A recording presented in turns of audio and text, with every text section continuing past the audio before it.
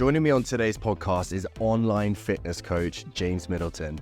James's no-nonsense and realistic approach as a coach has built him an incredibly successful community that continues to grow. His presence in a highly lucrative industry is refreshing for some with his honesty and controversial to others. The world has so many varied opinions on training and nutrition. With so many qualified professionals, it's hard to know who to believe. With so much noise going on, people's desires to be heard can come at the cost to the consumer. In this chat, James has the floor to debunk some of these views and highlight what he feels will lead to a healthier and more positive approach to your training and lifestyle. Guys, I'm incredibly proud to say that my first book, Fortune Favours the Brave, published by Penguin, is now in stores to purchase, or you can order your copy online. The book consists of 76 short lessons on finding strength in vulnerability. Adversity is something you will inevitably face in life. I wrote this book to share and showcase how to process that and what can come from it. Adversity is something we wish would never happen to us, but it does. I want you to understand, though, that it can inspire you to achieve incredible things, not just for yourself, but for others too. Everyone on this earth is born amazing at something. It is just a case of finding out what that is. Life is incredibly short and valuable, so make it count. You may find that you don't believe in your ability or fearful to test yourself. By the end of this book, I believe you will. To get yourself a copy now, it can be purchased at Waterstones, Amazon, or by simply clicking the link on my Instagram bio, Joshua_Patterson_JP now. Well, firstly, I'm going to start off this episode by saying this is the third time I've tried to get an intro with James right now. I went out on Saturday night and I don't drink often, but it was kind of like a bit of a celebration before I start my next block of training for the marathons coming up in December. When I say I can barely speak and I have brain fog, I'm probably doing this podcast and James, my guest, a complete disservice. That being said, how excited are you right now to be sat opposite me? Is that a question for me? Yeah, this one is. That's why we're very excited. I hope this podcast is going to be smooth for you and you do get your words out. But if not, I'll... If you could just interject from time to time and I'll just give put you the help. words in my mouth, big guy. Jeez. So James decided to rock up wearing nose tape saying smile on it. And it's a complete curveball because I can't take him seriously right now. But is there a reason for this? Is this a company of yours or something that you've invested in? Yeah, this is. So I co-own this brand, Pneuma, which means breathe in Greek. And we started it in April of this year. And we essentially are just looking to come into the market, shake it up, build an awesome brand and help people breathe better, not just from running, training, exercising, but through sleep. You know, it's multi-purpose. You can get different colors, different things.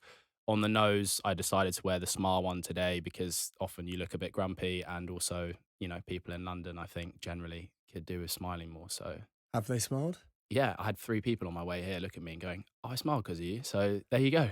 It works. What product placement? It doesn't take much. That's incredible. How have you been, bud? I mean, we went for a run yesterday. We did 16K. So imagine this. I've said I'll go for a run with James and then had quite a large evening, which, like I said, is quite rare. So, I mean, I felt rather fragile. And then we were meant to do 13K and ended up doing 16, but it was such a good day, wasn't it? So nice. I do miss running around London on a good day around the river. It's pretty special. I think that we were talking about this. What's really nice about that as well is that basically, like, James is kind of you're relatively new to running. It's kind of like the last year, particularly where you've kind of really invested your time into it, which for the sport I think is really exciting.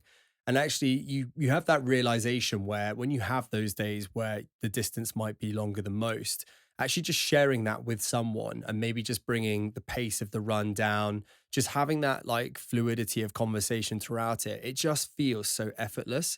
I mean, to run 3 extra kilometers, I think is testament to that, right? And we didn't even realize that we had done. Yeah. Whereas if you're on your own, I mean, you are literally clocking every meter. Yeah. And I think as well, if you had said to me 6 months ago, oh, you'll be running 16K on a Sunday with Josh around London, I would have laughed in your face. The furthest I'd ever run was 5 kilometers. And I was the classic go out, absolutely gun it every time you run. Think who likes this sport? This is awful. I'm tired. I'm not getting any better. And then I realized actually those slow runs like the one we did on Sunday, which is literally talking pace, are unbelievable. What I'm interested to know with you though is from a psychological point, right? You were a very natural, I'd say, frame. You weren't the biggest guy, and you've transitioned over the years into a very large frame, very muscular. You know, you're carrying a lot of like it's healthy weight. When you think about that, you've worked incredibly hard to achieve that point. When you start running, naturally the body will transition itself into the shape it needs to be, right, to cater for those sorts of distances. Is that a trigger for you positively or negatively? Because I guess you're trying to still maintain the thing that you've worked for, but at the same time, you're going to have to accept that there will have to be changes. Initially, it was difficult for me, first of all, just running at that kind of size and being that heavy. And I was thinking in my head, those first like 5, 6 runs, maybe even more, 10 runs, I was thinking, well, this is tough. Like I feel heavy. I had this joke that I say to my audience, like I felt like a baby rhino, and I actually started a run club in Nashville called the Baby Rhino Run Club.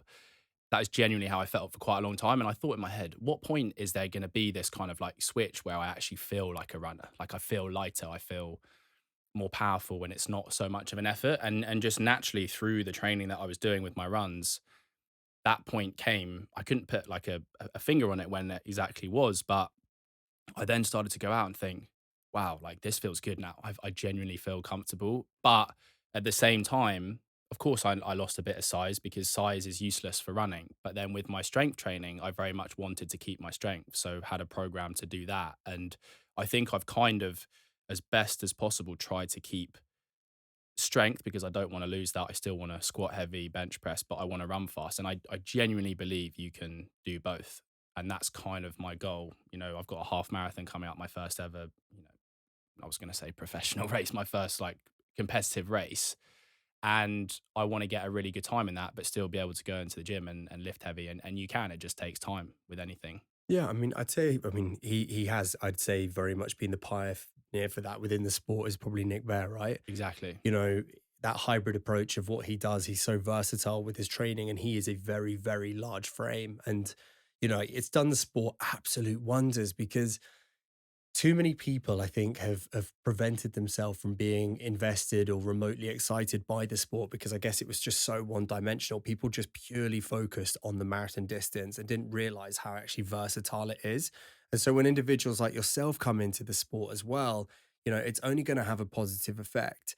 And I think with you as well, it's like I said, it's how versatile you are with your approach with things. What I've seen with your success is how much more you invest in yourself and from those learnings, preaching that then to people.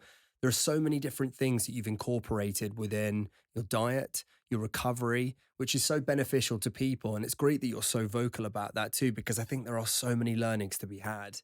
It's all about trialing things and seeing if they work for you. I think the problem with social media or any kind of fitness person you look up to, they have their ways, but then a lot of the time they're saying, hey, do my way. This is what works. The same with, you know, diets and nutrition. Hey, I do the carnivore diet.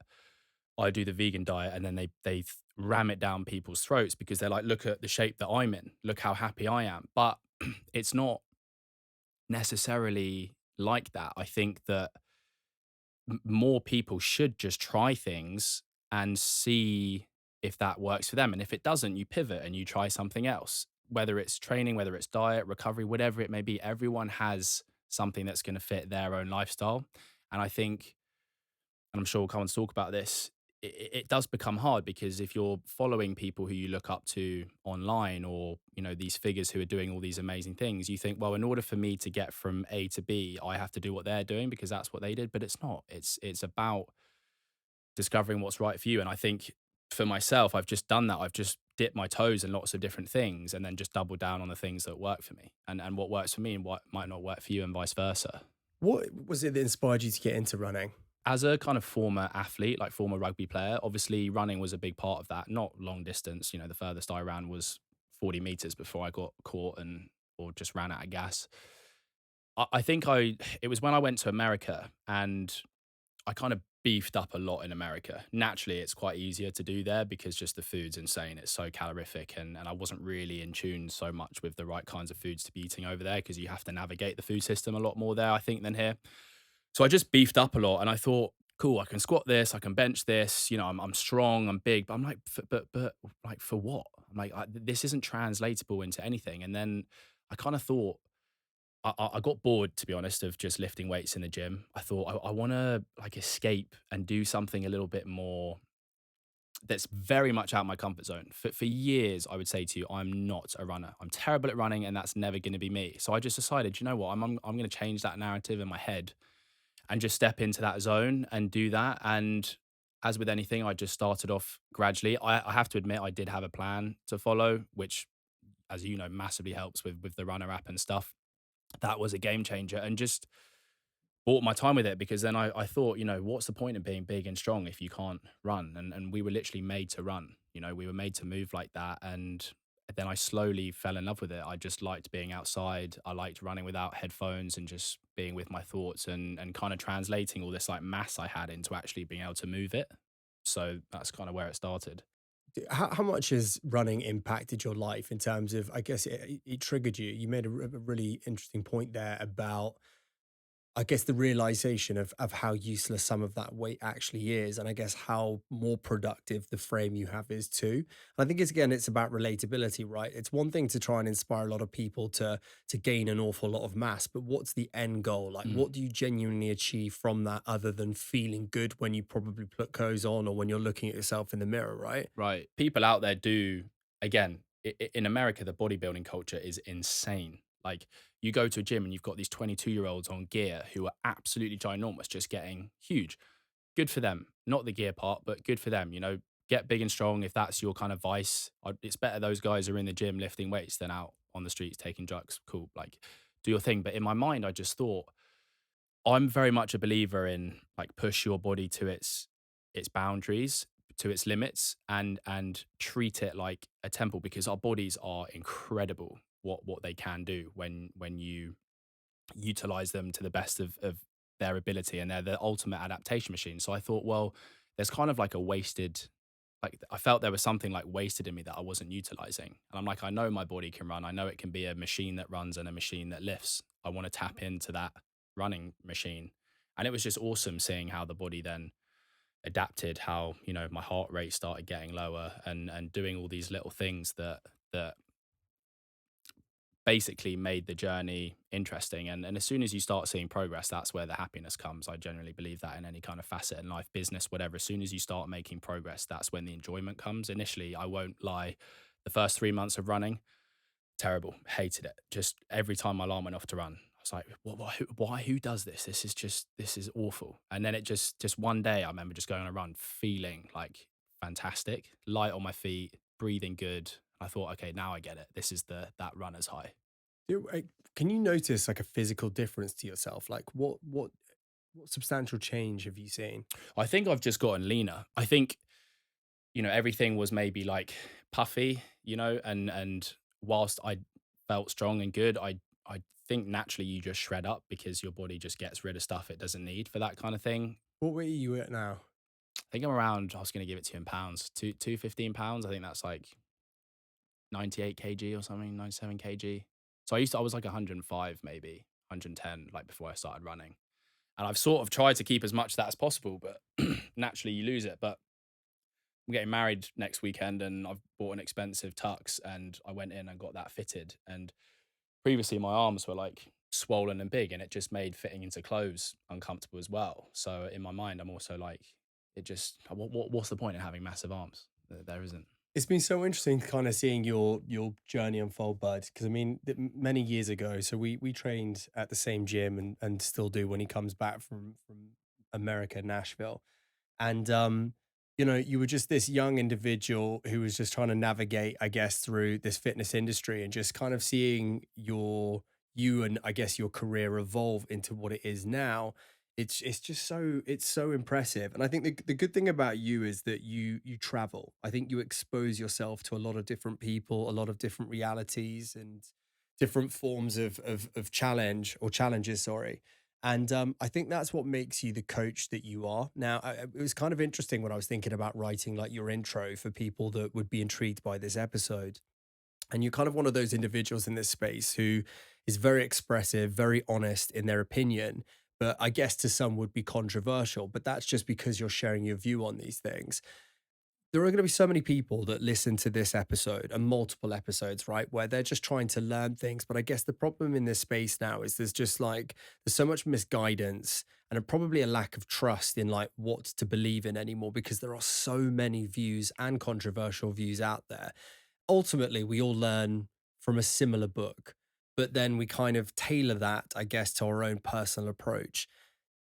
One of the things that I've kind of looked at in this space is that the world is so noisy. Social media is unbelievably saturated with information.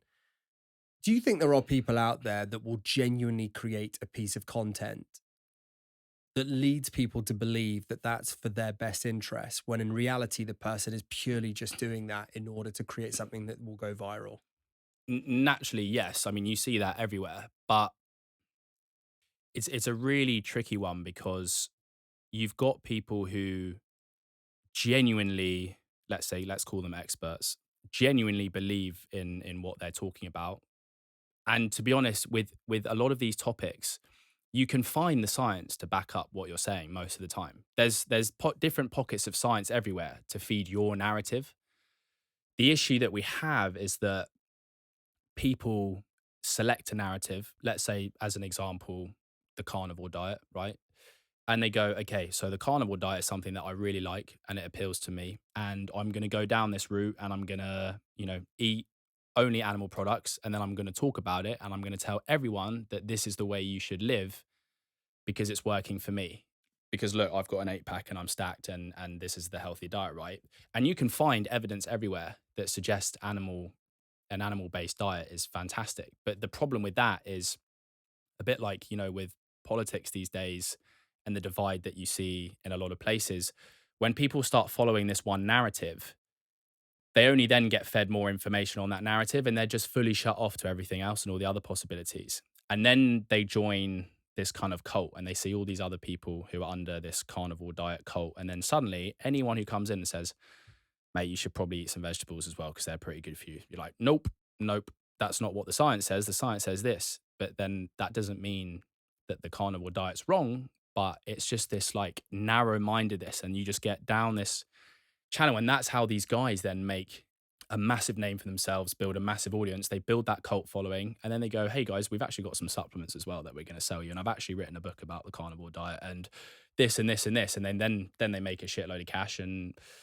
it's that. And I think, if you're an everyday person who doesn't look into other options or doesn't necessarily know what's right and wrong, you're probably just going to follow something that if it starts working for you is going to be a good thing to do, right? So then you come hooked in this carnivore diet and then anyone else that comes along, your friends, and they're like, you should probably eat some fruit and veg. You're like, nope, that's not what they're. And then it just creates these like extremes that we've been seeing all over the place. And look, the problem is when you say to people, eat a healthy, balanced diet of veg, fruit, fish and meat, dairy, whatever, that stuff doesn't get views on social media. That stuff doesn't sell things. Like the extreme stuff for a lot of these people is the way to go. And it's kind of sad because then you just end up ruining what the actual truths are for people. And then you build all these extremes everywhere. I just think, in terms of like the nutrition side of things, if you were to listen to every single piece of science that you were given, you wouldn't breathe, you wouldn't eat, and you wouldn't drink. So it gets to the point where it's like, what works? And you've kind of raised that point. For me, I think what's really interesting. So I did a gut test recently and I did it because my gut had been playing up for a number of years. And it came out essentially that things like, it was kind of specific. Egg yolk was in the red, egg white was in the amber, oats were in red, and the big one was milk. Essentially, just dairy was in the red.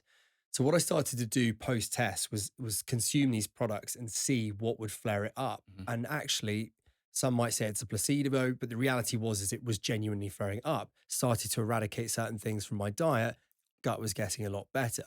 So for one individual to tell me that that intolerance test doesn't work, but that's given me an insight now into a product that I can clearly see is affecting my gut, where are you getting your science from when clearly it's a proven system? Mm. So I think rather than telling someone something doesn't work or you shouldn't have, like you said there, why don't you just do trial and error and see what does work and what doesn't work for you and amend it? The thing with that though is people attach their belief systems to it, and then with those belief systems you get emotions, and then it's very hard to rationalize with people who are emotionally coming towards something, and often the people who are highly emotional with these viewpoints, it's very hard to get them to take a step back and look at the bigger picture. And on that point, another problem we're seeing is there's so much attention on the micro these days and not enough on the bigger picture.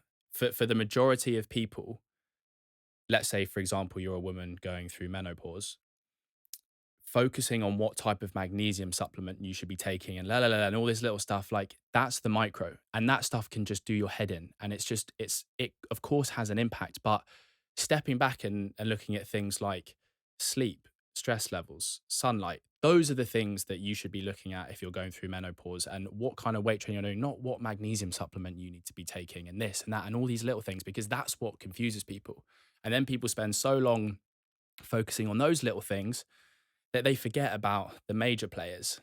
And then you've got this like whole branch of little things you're trying to do nitty picky that actually are not having that much of an impact. So I think generally, like most people just need to take a step back and just focus on doing like the simple basics. But the problem is when you talk about that on social media, that stuff's not sexy. This week's episode is sponsored by Runner. Runner is a personalized running coaching app helping runners of all abilities train for any goal. From a first 5K to a marathon, even an ultra marathon. When the time is right for you, your plan can be created within a minute and ready to go. With each plan, Runner provides all the help a runner requires, including strength and conditioning, and you can also reach out to the team at any time via the support tab inside the app. For a 2-week free trial on any personalized running plan, use the code PHOENIX. No matter your goal, Runner is there to help you achieve it. There's this cycle of a lot of people now on social media where they'll go do their run, and the whole point of the run is that they go to a bakery after and eat a pastry. Now, of course you can because of the calories that you've burnt, but again, it's just that association, isn't it, of like a sugary treat every time you run. I'll run because I'm commended by the sugary treat. But in reality, there probably are going to be better foods for you out there. That's not me villainizing that sugary treat. But again, it's I guess it's just people's approach, right? Maybe that's their way of making it relatable to the masses rather than probably what is best for you. When in reality, post run, protein is probably going to Mm-hmm. be the most important thing to get into the system. Mm-hmm. Hydration. How quickly, what water are you drinking to replenish the system? Are you incorporating electrolytes within that? And I feel like there could be a very simple blueprint for people to follow. It's just having that platform or profile and being able to showcase that to people for the masses to be able to see it. Yeah. But even with something like that, baby steps is key. If you're going to get Susan running, 40-year-old Susan, who's never done a bit of exercise in her life, and she does it so she can have a little pastry afterwards, that's a pretty good place for Susan to start. Then once maybe she's been doing that for a couple of weeks, you can go, okay, Susan, instead of a pastry, why don't we look at getting some porridge in afterwards? Or at least, 2 of your runs, get some porridge in, and then you can have your pastry on the weekend. And then it's just like that stacking. And that's how you create momentum with people. And I've seen with my clients, my online clients, you have to strip it back and start with the basics. And then you can stack the slightly more like niche things on top. Only once they've mastered this though. The problem with so many people is they want to just go to like taking creatine to make them strong, drinking protein shakes, but like you've missed out a whole pool down here to do that.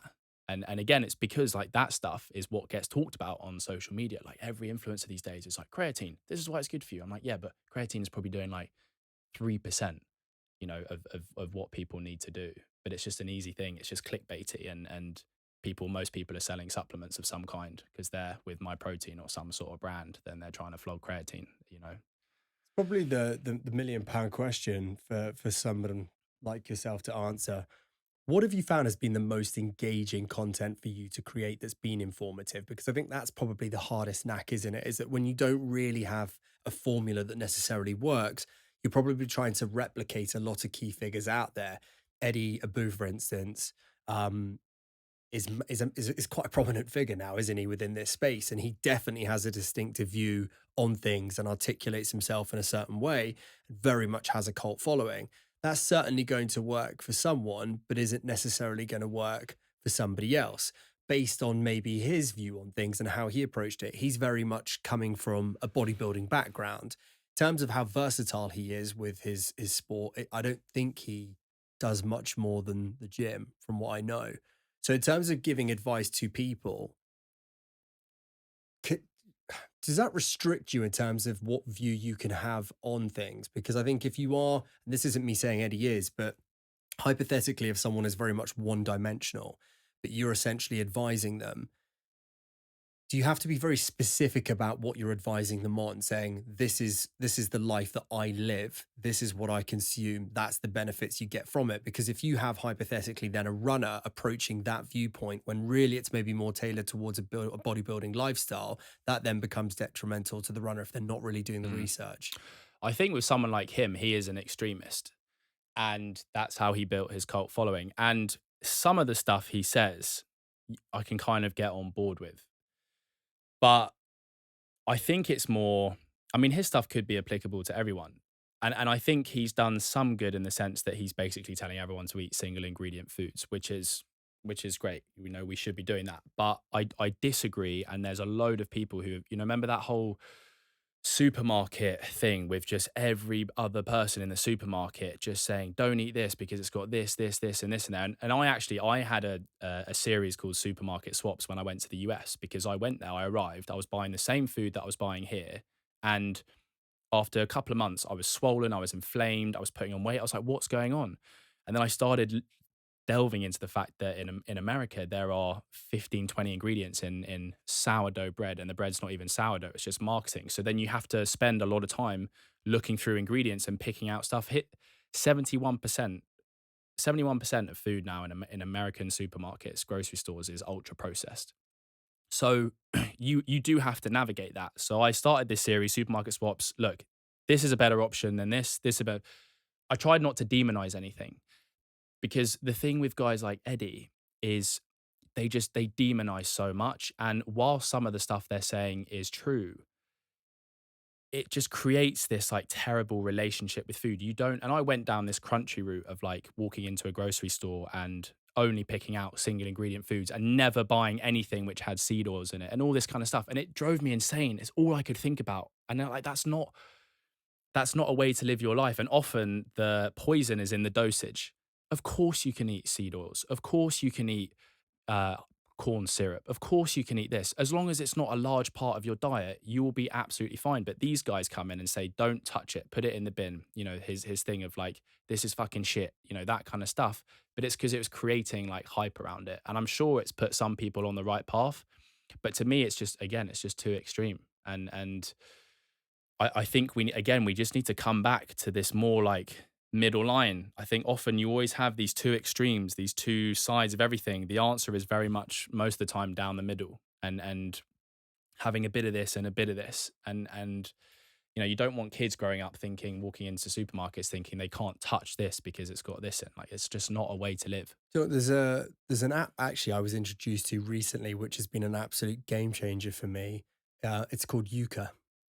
Have you heard of it? I was using that for, it's amazing for cosmetic stuff, like skincare stuff, game changer. Food, it's not great, because you scan butter, for example, and just because butter has got high saturated fats in it, it says butter's bad. But butter in small doses is fantastic. Where I would counter that though, I know what you mean, because I mean, sometimes it can. So basically, for those of you who don't know it, got introduced to it. It's if you look at it up, the kind of the icon badge is essentially a carrot. Yeah. If you want to have a look at it on the App Store. And I did it specifically, actually, kind of more for myself, and then for India too, my daughter, where, you know, she loves dry mango for like a snack. And I was buying this specific mango from, I think it was like M&S. And when I marked it, it came out at like 19 out of 100. That's the score that it will Mm. give. Now, in reality, most products will never really hit 100, but I think what's good about it is say hypothetically a product's not great, it then gives you alternatives, but it'll also do like a breakdown of like, you know, what additives maybe have been added to it and the sugar content. And you're right, there are certain products, for instance, that naturally will have, say, like a high sugar rate, and so it will probably mark it down. But I think you just have to be realistic about it. But just by incorporating that, that has been massively beneficial. Where I'm like yourself, I'm not just eradicating all foods, because I think in reality, and some people will really push back on this, but I think we have to be mindful of it when it comes to nutrition. Times have changed an awful lot. And I know people go, you have more time than you think. Life is incredibly busy. It's very stressful, very demanding. And actually, to be able just to stand there and prepare your foods and do single ingredients as much as we want to do it, and you know, we can be consistent with that, sometimes you are just too tired. 100%. And so when there are other options out there, there are naturally going to be much healthier and better options for you. But sometimes you are probably just going to pick the other thing because, you know what, it just tastes delicious and it's just going to help you at the end of the day, or the start of the day, or whatever point of the day it is. So again, I just think there's maybe a calmer approach where you can just be kinder to yourself, where it's about balance. In reality, if you're really successful throughout that week where you're eating 3 substantial healthy meals, even if you just incorporate a fourth one, again, it comes down to your calorie deficit too. Like if you really want to do the research in it, it's just being mindful of it and just taking the time to understand the ifs, the buts, when you can, when you can't. But then I do also think that sometimes, and this is me like coming more from the tough love side, because I do see it with a lot of my clients. It's like, where are you putting your time into? Sometimes I ask my clients, okay, so you didn't have time to cook today. Go onto your phone and tell me how many hours you spent on Instagram, or an hour and a half on Instagram. Right. So in an hour and a half, you could have made 3 meals today. Right. And it's not calling But it's people out escape, like but it's that. escapism though. The only thing I'd say is if you've had a pretty taxing day and you've got two options, you can either do your meal prep or you can cook a nice nutritious meal, or for half an hour you can just go into a bit of a hole on social media or watch TV and just switch off from the reality of life. Some people just have to change their habits. You can't have your cake and eat it. If you're complaining you don't have time in your day to make food, but then you're spending lots of time on social media, it's like, well, what do you want the most from it? And like I totally think that people need to have an escapism, but for a lot of the time, it's again, you just like it's taking a step back and just actually looking at what people's habits are, and still allowing them to do the things they want to do, but just tweaking things, just saying, hey, look, like next time you want to go and have a scroll on Instagram, maybe just think, look, I'm on a weight loss journey, this is really important to me, scrolling is not. I can use making a nice meal as my escape, and it's also going to make me feel good. And it's like little shifts like that. And again, for most people, it's not about changing the whole canvas. It's just making like little tweaks here and there that they can do while still being able to live their life. And again, I think a lot of people out there in these extremes are like, you can't do this, you can't do this, you can't do this, you have to change this. There's no way you're going to lose weight if you're doing this. No, like everyone can do it, but just make it right for you. And I think with my content, that's kind of the road I'm going down, is like, look, it doesn't have to be this complicated fancy system with all this nonsense out there confusing you and pulling you in all these different directions. Like, look, here's like some general honest information, apply it to your life in a way that you can. I think it's simplifying the why behind what you're trying to achieve too, right? And being decisive with that. Go into anything. When you start something, just understanding why you are doing it. Right, I've decided I want to get into running. Why do you want to get into running? I want to lose weight. Then let's be incredibly mindful about what you're eating, when you're eating it, and when you're training.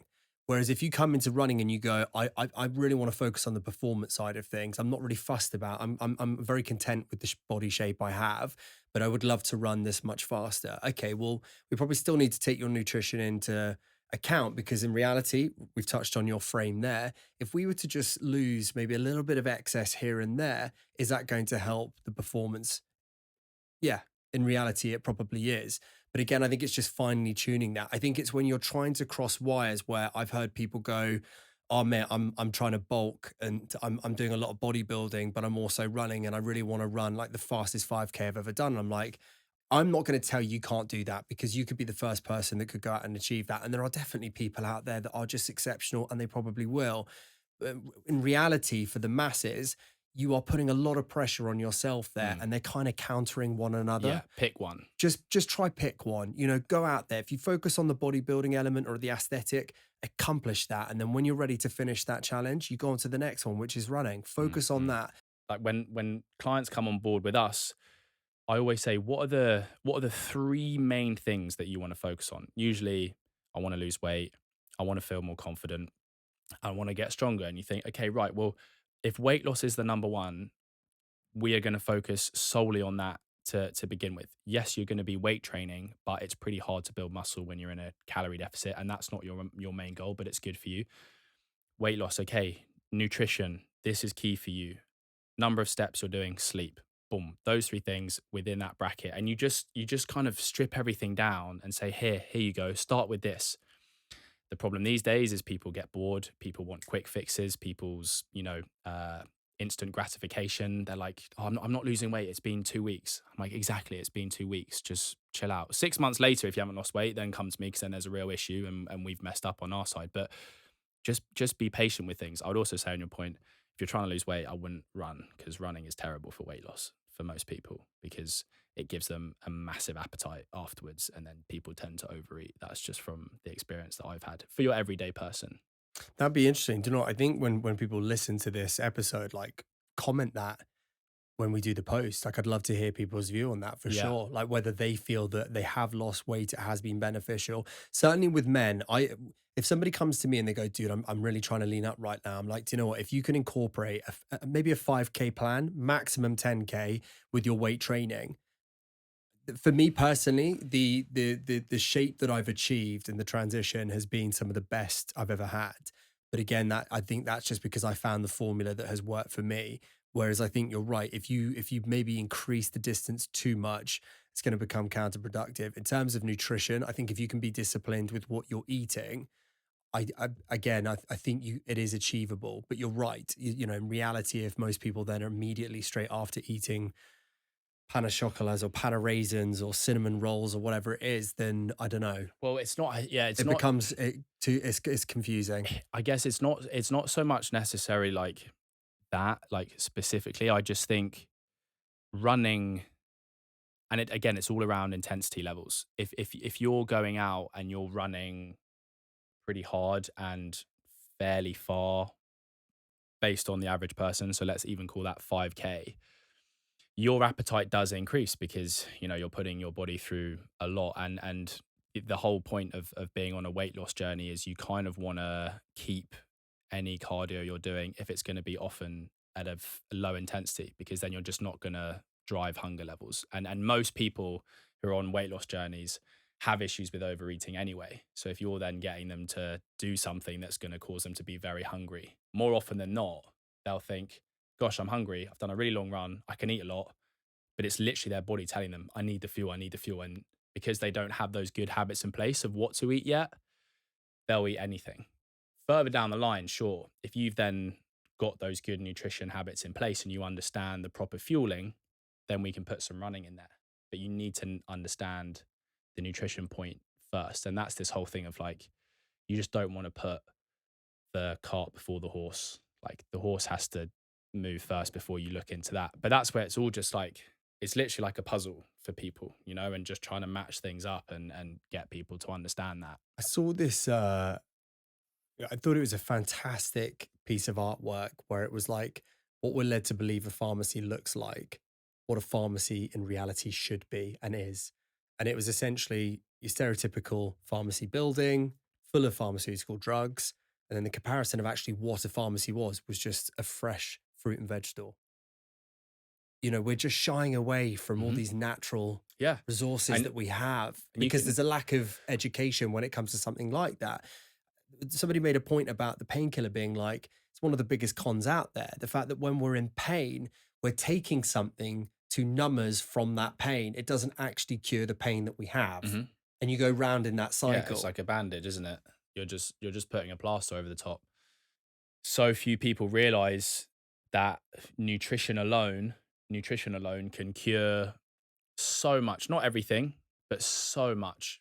And when it comes to exercise, that it's not beating yourself to a pulp in a gym. You don't even have to be a member of a gym, but just even walking, like walking, and this is where we've come to, we consider walking as exercise now, but it's needed. Walking just 20 minutes, 30 minutes, and little things like that, the power of that for people, but they just people don't do it. And once you get into that system of buying drugs to cure you and taking a Zimpic and all these kinds of things, it's just a really slippery slope. When you look back at all the things that you've integrated into your day-to-day life, what would you say has been the most beneficial? Because I mean, like I said to you, your setup in Nashville right now is to be desired. It's pretty phenomenal in terms of the sauna, cold plunging, in terms of how versatile your exercise is, what you've approached integrating running now into your training program, nutritionally, hydration. If you could just kind of simplify it for anyone that's listening right now, just a day to day. I mean, you obviously can't like tailor a specific plan for them right now, but like for you on your level, what do you think Mm. has been the best thing for both mental health and I guess just health? Sauna, cold plunge, all that stuff. I'll be totally honest. That's icing on the cake. I can live without that. When I'm here, I don't do that, and I'm totally fine. That's like, That's a luxury. that's a luxury, and I totally get that, and it's a great luxury to have, and it makes me feel amazing. But it's not something that I prioritize as like the belly. I would say honestly, the top three things: sleep. So my wife and I, we get into bed at like 9:15 p.m.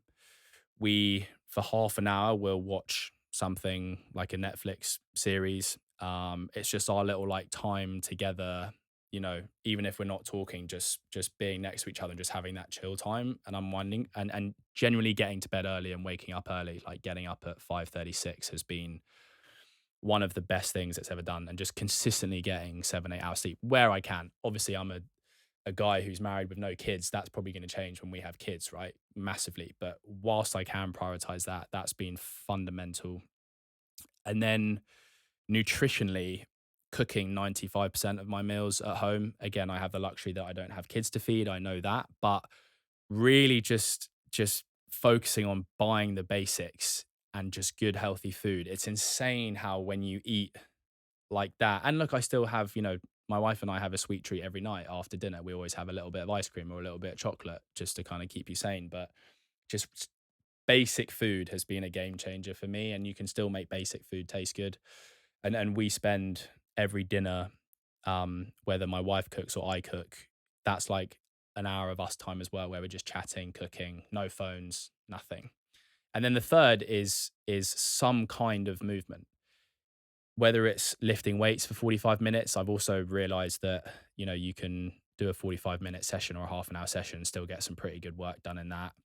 Um, or a run or walk, just some form of movement. And again, America, it's hard because in the summer it's 40 degrees outside and humid as hell, and it's not nice going out for a walk. But if I can do a 20-minute walk in the morning and in the evening as my exercise, and those three key pillars that I've just been consistent with, I've seen more benefit and effect on my mental health and physical health than all the other little like fugazi tweaks in there. Because I think you're right. I think when it comes to things like nutrition, when it comes to the recovery side of things, the performance element, you see so many people in gyms and they've been training there for a year, 2 years. Physically, you're not actually seeing any improvement.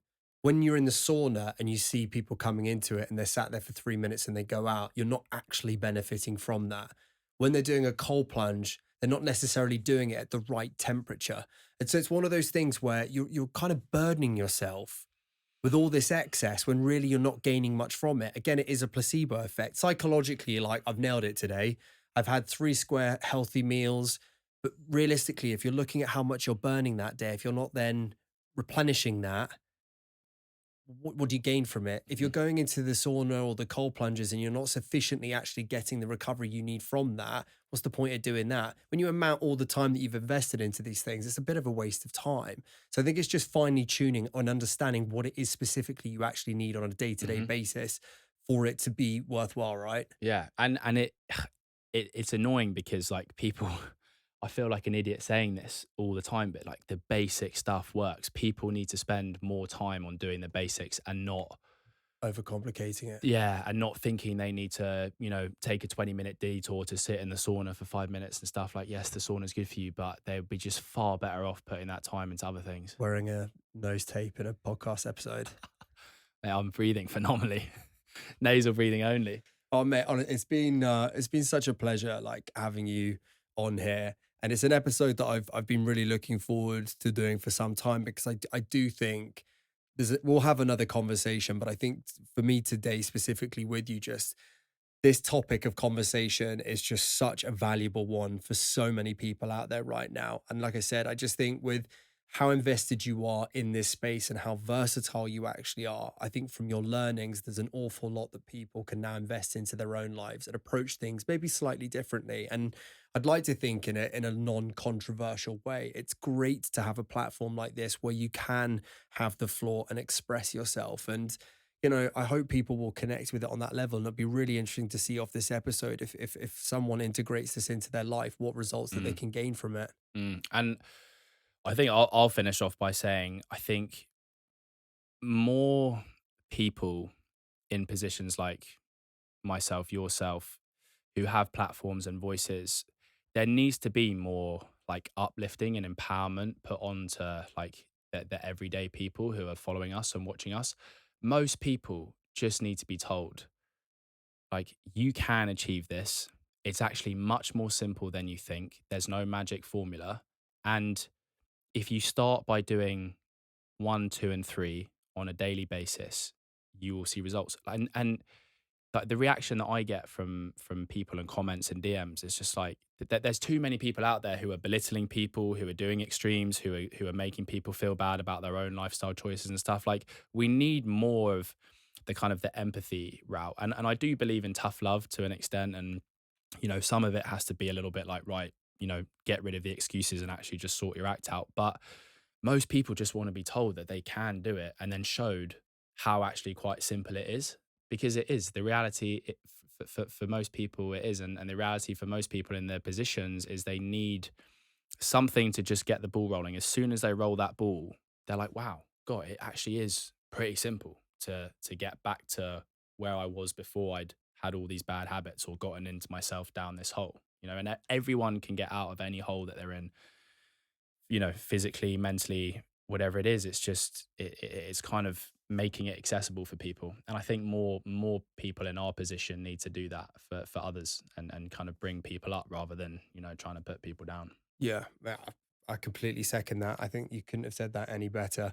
It's been an absolute pleasure, brother. Have the best wedding in the world. She is one incredible person. It's a bit of almost like a Disney fairy tale how these guys met, and I just think this is just it's not the fairy tale ending, but I think it's the next chapter in your wonderful story, and I can't wait for you to return to England and we'll get back on that track again. Yeah, man, I appreciate it. Thanks for having me on. Big love, brother. Woo! If you enjoyed today's podcast, you fatted biscuit, all I ask of you in return is that you push that subscribe button and leave a review. Unless it's a bad one, you can keep that, you sausage. Your support, though, makes such a difference to this podcast and enables it to grow and connect with even more people around the world.